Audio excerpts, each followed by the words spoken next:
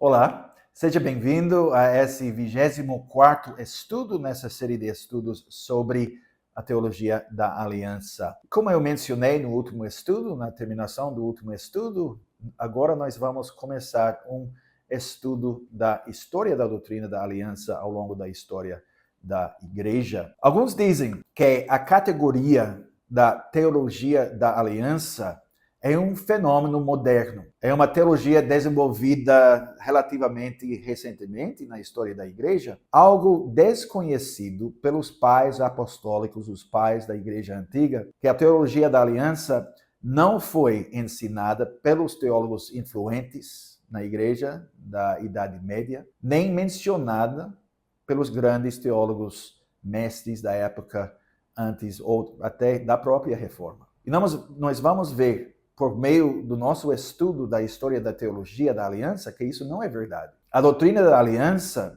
e a teologia da aliança têm uma longa história que inclui os pais da antiga igreja. Os reformadores, claro, eles estavam bem familiarizados com os escritos dos pais da igreja, das igrejas gregas e latinas. Os escritos deles são a segunda maior fonte depois da escritura para o próprio Calvino. E uma das ênfases no uso reformado da doutrina da aliança foi demonstrar a unidade e a continuidade ou a harmonia entre o Antigo Testamento e o Novo, especialmente no contexto da controvérsia com os anabatistas. Mas esse assunto também foi muito importante para os pais da igreja, no seu próprio contexto histórico, cultural, enquanto eles estavam enfrentando os ataques dos escritores judeus, pagãos e gnósticos. Os antigos pais foram forçados a explicar o relacionamento entre o Antigo Testamento e o Novo Testamento. E naquelas discussões, a aliança naturalmente foi vista como um fator unificador no relacionamento entre Deus e os seres humanos nas duas épocas. Então vamos dar uma olhada brevemente a alguns exemplos dos antigos pais. E primeiro, a Epístola de Barnabé, de cerca de 120, o ano 120. Nessa epístola, a primeira parte foca na violação dos judeus da aliança do Senhor que foi recebida por Moisés do Monte Sinai. Os judeus desprezaram as promessas da aliança e perderam, de modo que se tornou a posse da igreja cristã. O autor escreveu: a aliança é nossa agora, uma vez que a nova aliança fundada nos sofrimentos de Cristo foi o cumprimento dessas promessas da antiga aliança. As ordenanças do Antigo Testamento eram tipos dessa nova aliança e foram concebidas para ensinar as suas realidades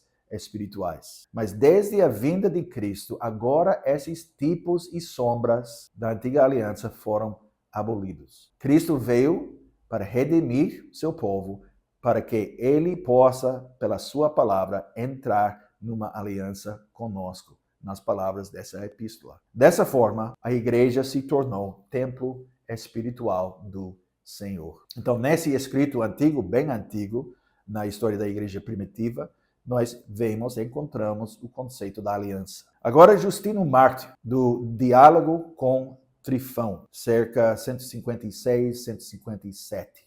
Também, bem cedo na história da igreja. Esta obra é escrita como diálogo com um judeu, Trifão. E Trifão acusou os cristãos de desprezar a aliança da lei. E Justino, nessa obra, responde com uma exposição de lei final, ou a nova aliança, em contraste com todas as observâncias cerimoniais temporais e os sacrifícios do Antigo Testamento. Os cristãos eram os verdadeiros filhos de Abraão, que tinham obtido a justiça e a salvação através de Cristo. Enoque, Justino diz, e os outros santos do Antigo Testamento também receberam a circuncisão espiritual da lei eterna e da aliança eterna que foi proclamada pelos profetas. E agora Ireneu de Leão, cerca 130 a 200. Entre os pais, Ireneu era um dos expositores mais claros da aliança. E ele falou sobre 4 alianças principais.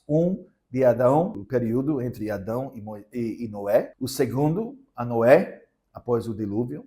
O terceiro a Moisés. A quarta aliança, ou o quarto pacto, foi a aliança que resumiu todas as outras no Evangelho. Mas Ireneu se referiu mais frequentemente aos dois pactos, o que estava sob Moisés e a nova aliança em Cristo. Havia diferenças nesses pactos, adaptados para os tempos, ele disse, mas manifestavam unidade e harmonia, porque Deus era seu autor e seu propósito mútuo era o benefício e a salvação dos homens. E a nova aliança foi conhecida e pregada pelos profetas, e não houve contradição entre a antiga e a nova aliança. Os 10 mandamentos foram dados em aliança como uma adição à lei natural inscrita nos corações dos homens, devido à sua dureza e à sua rebelião. Uma vez que os 10 mandamentos, as 10 palavras da aliança, também refletem a justiça de Deus, eles nunca foram cancelados, Ireneu diz. Nem mesmo por Cristo, mas sempre permanecem em vigor. Cristo cancelou a escravidão, as leis promulgadas por Moisés, mas aumentou e ampliou as leis que são naturais e nobres e comuns a todo mundo. A fé de Abraão, Ireneu disse, e dos outros santos do Antigo Testamento foi idêntica à fé dos crentes cristãos sob a nova aliança. Os santos do Antigo Testamento e do Novo Testamento foram justificados pela fé através de Cristo, que se reuniu na única fé de Abraão, aqueles que de cada uma das alianças são elegíveis para a construção de Deus. É uma citação de Ireneu. Ireneu considerou a relação pactual entre Deus e o homem como um arranjo divino, envolvendo a condescendência de Deus, a capacidade e a condição do homem. A aliança é o fator central no desdobramento da história da salvação. E houve diferentes expressões da aliança, mas a aliança em Cristo foi necessária para os santos de todas as épocas, como o único caminho de salvação para a igreja desde o tempo de Adão. Ireneu, ele enfatizou a continuidade. A aliança de graça, ele disse, enquanto unilateral, em sua iniciação, sua realização, tinha para Ireneu uma forte ênfase bilateral e ética na sua operação na experiência cristã, falando sobre as promessas e as obrigações da aliança. Agora vamos considerar brevemente Clemente de Alexandria, cerca de 150 a 215. Clemente de Alexandria, como Ireneu, ele falou sobre 4 pactos no Antigo Testamento, com Adão, com Noé, com Abraão e com Moisés. Mas também, como Ireneu, ele mais frequentemente designou 2 alianças. A aliança feita com os judeus antigos e a nova aliança feita, essa aliança espiritual, feita com os crentes desde a vinda de Cristo. E ele escreveu isso. Há apenas uma verdadeira, antiga, universal igreja. Uma em substância e ideia de origem, em preeminência, e ela inclui na unidade da fé aqueles dos 2 pactos, de modo que, na verdade, existe um só pacto que se manifesta em diferentes períodos pela vontade de Deus. Nesta aliança, todos foram reunidos que foram ordenados ou predestinados por Deus antes da fundação do mundo. Os escritos de Clemente mostram uma ênfase dupla. Por um lado, ele viu a aliança inteiramente como o dom da graça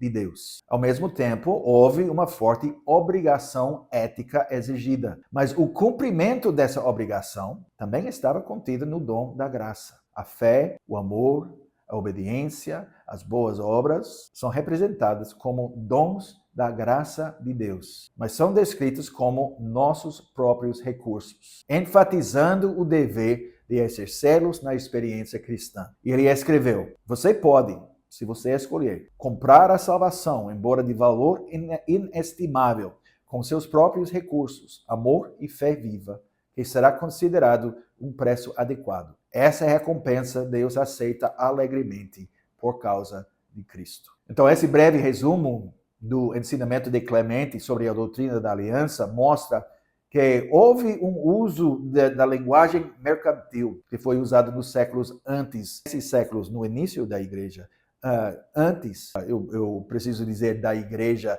da nova aliança, porque a igreja existiu, como Clemente mesmo disse, desde Adão. Mas essa linguagem foi usada até antes da Idade Média e antes da Reforma. A época em que alguns acadêmicos dizem que surgiu esse tipo de linguagem sobre a doutrina da aliança. A ideia da mutualidade da aliança era muito mais antigo. Agora, Agostinho de Hipona. Agostinho de Hipona era o pai da igreja favorito dos reformadores. O pensamento dele foi uma influência grande sobre Lutero e Calvino. Também em Agostinho encontramos uma ênfase na doutrina da aliança. Por exemplo, no seu comentário sobre Gênesis capítulo 17 e versículo 14, ele escreveu: mesmo os bebês, não em consequência do caráter da sua própria vida, mas por causa da origem comum da raça humana, todos quebraram a aliança de Deus por aquele ato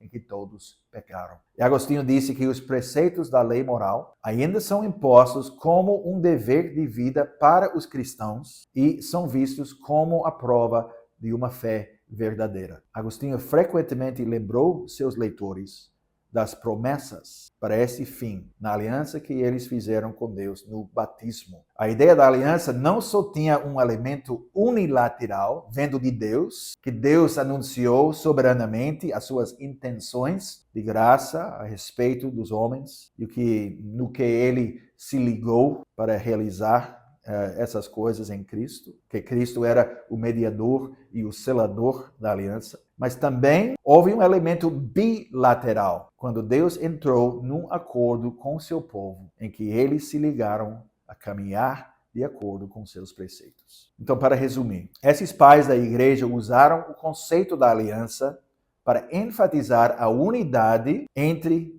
o Antigo e o Novo Testamentos, e para explicar as diferenças encontradas neles. Eles viram a aliança em termos soteriológicos como uma aliança eterna em Cristo, manifestada em todas as épocas desde o tempo de Adão. E no ensinamento deles, eles mostraram uma ênfase dupla na apresentação da aliança. Era uma promessa unilateral da graça dada soberanamente de Deus, ou por Deus. Também exigiu uma resposta de fé e obediência do homem, embora essa resposta tenha sido apenas possibilitada pela capacitação divina e não por qualquer poder inerente ou natural residente no ser humano, no homem caído. No caso de Agostinho, houve um uso definitivo da ideia da aliança num sentido jurídico, embora ainda no contexto de graça, em relação a Adão, em seu estado não caído, então antes da queda, falando sobre o relacionamento pactual que existiu antes da queda. E também, no caso de Agostinho, houve uma estreita associação da aliança com o batismo. Por isso, é errôneo localizar a origem da ideia da aliança nessa conexão, relacionamento estreito entre batismo e aliança. É errôneo localizar a origem desse conceito à reforma em Zurique, como alguns eruditos fazem. Enfim, há ampla evidência nos pais da Igreja Antiga, como nas Escrituras, que mostra que a ideia da promessa unilateral da aliança, a promessa de Deus, e a aliança bilateral, com promessa e obrigação, essas coisas não foram invenções dos reformadores. Mas os reformadores, incluindo Bullinger, na Igreja de Zurique, que muitas vezes ele é descrito como o pai dessa doutrina, o pai da teologia da aliança. Eles realmente estavam seguindo nos passos dos pais da Igreja Antiga. Na próxima vez, no próximo estudo, nós vamos entrar em detalhes sobre a doutrina da aliança antes da Reforma, a aliança no pensamento medieval, que vai nos lidar também para um estudo da doutrina da aliança entre os reformadores e, finalmente, no estudo muito mais profundo da doutrina da aliança no pensamento de Calvino. Até a próxima vez.